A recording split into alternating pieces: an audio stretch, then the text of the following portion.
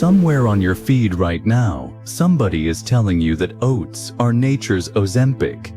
And the claim underneath it is real. There is a hormone called GLP-1. The weight loss drugs are built from it, and food does release it. Here is the part nobody puts in the caption. The GLP-1 your own gut makes survives in your blood for about 2 minutes. An enzyme finds it and takes it apart almost immediately. Semaglutide was engineered specifically to survive that enzyme. It lasts about 7 days. Same signal, held 5,000 times longer. No breakfast closes that gap. Nothing in a supermarket closes that gap, and anybody selling you one knows it. But that leaves a much better question standing. If food cannot fake the drug, then why does one meal hold you until dinner and another one put you back in the kitchen 90 minutes later? Because fullness was never one hormone. It is 4 separate signals, arriving at 4 different speeds, and 3 of them are yours.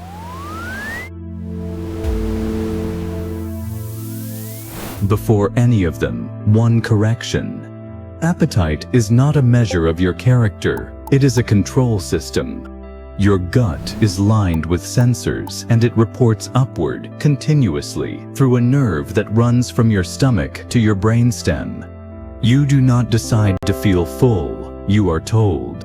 So the useful question is not how much willpower you have, it is what the meal in front of you is actually telling that system. 4 things do the telling: volume, chemistry, protein, and time.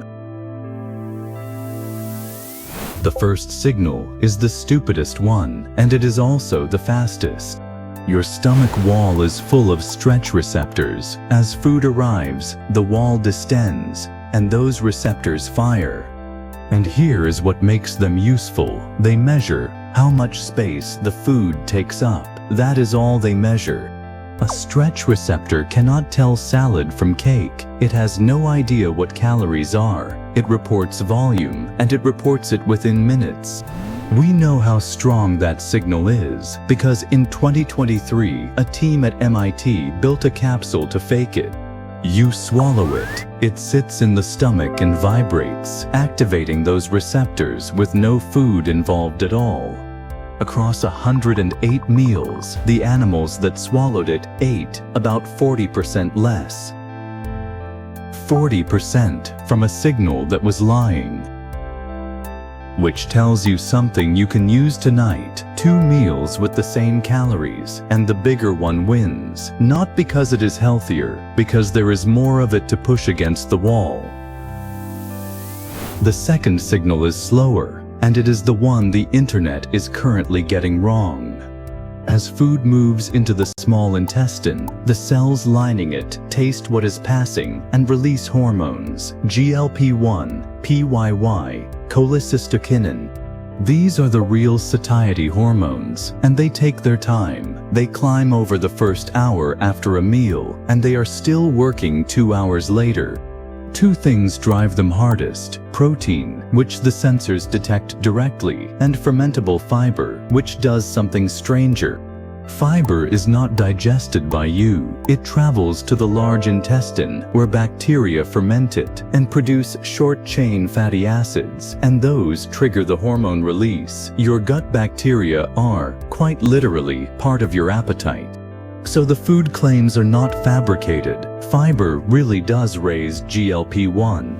It is the size of the effect that has been stolen. A high-fiber meal gives you a pulse of a hormone that is gone in minutes. The drug holds the receptor open for a week.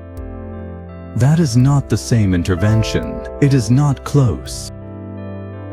But it is not nothing either, and the honest version is more useful than the lie, because most people have never actually tried it. The average adult eats around 15 grams of fiber a day against a recommendation of 25 to 38.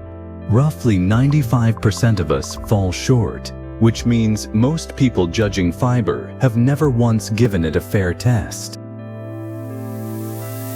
The third signal is the one that works across the whole day rather than one meal. You do not just eat until you have enough calories, you eat until you have enough protein. And if a day is low in protein, you keep eating to find it.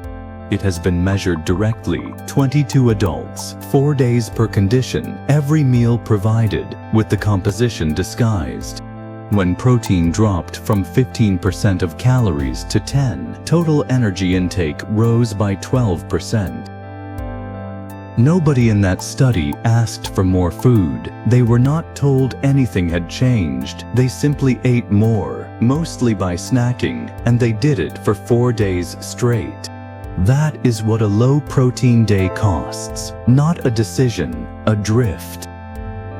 And note what did not happen. Going from 15% to 25% did not cut intake further. Protein is a floor, not a lever. Once you are above it, the extra buys you nothing here. Which brings us to the fourth signal, and the one nobody thinks about. Look back at the first three. Stretch takes minutes. The hormones take an hour. Protein registers across a day. Every one of them arrives after the food does. So if you eat fast enough, the meal is over before your body has voted on it. That is not a metaphor. In 2025, researchers gave people the same processed diet for 2 weeks, then changed only the texture of it, so the identical food took longer to chew. Same foods, same ingredients, same people, slower. They ate 369 calories a day less and lost body fat doing it. Nobody restricted anything. The food just stopped outrunning the signal.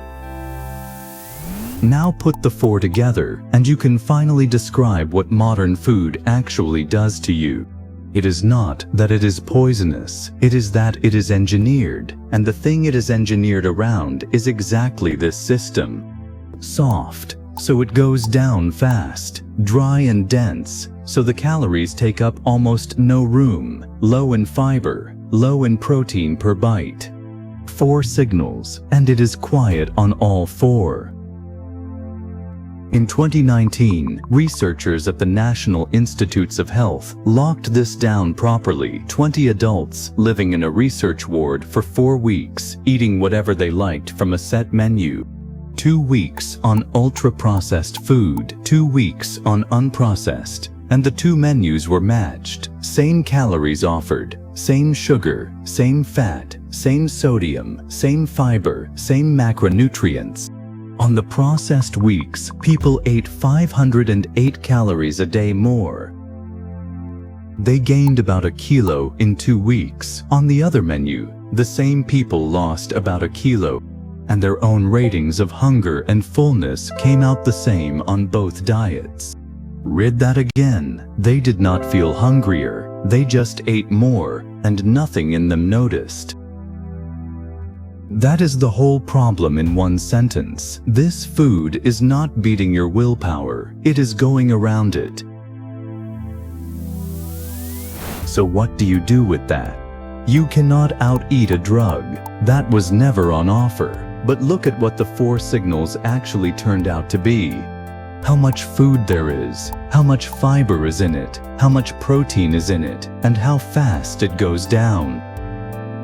3 of those 4 are numbers, and almost nobody knows their own. Which is the quiet reason the advice never works. Eat more protein and more fiber is not wrong. It is unmeasurable. You have no idea whether today was a 15% protein day or a 10% one, and that difference was worth 12% of your intake. That is the entire job Nutrio does. Photograph the meal, and it puts protein and fiber on the screen next to the calories, where you can actually see them. Not to make you eat less, to stop you guessing at the 2 numbers that decide whether you make it to dinner. So, everything above as 4 things you can do at your next meal. 1. Make it bigger without making it heavier. Water and fiber are free volume, and volume is the fastest signal you have. 2. Put protein in every meal, not just the one you think of as the protein meal. It is a daily floor. 3. Eat something that requires chewing. Texture buys you time, and time is when the hormones arrive. 4. Know the two numbers, protein and fiber, not forever, just long enough to find out what your normal day actually looks like, because almost everybody guesses it wrong in the same direction. None of that is a cleanse, and none of it is a supplement. It is just what fullness turns out to be made of once you stop expecting a breakfast to behave like a drug. Nutrio is free to start on iPhone and Android. 1 photo per meal, and the numbers stop being a guess.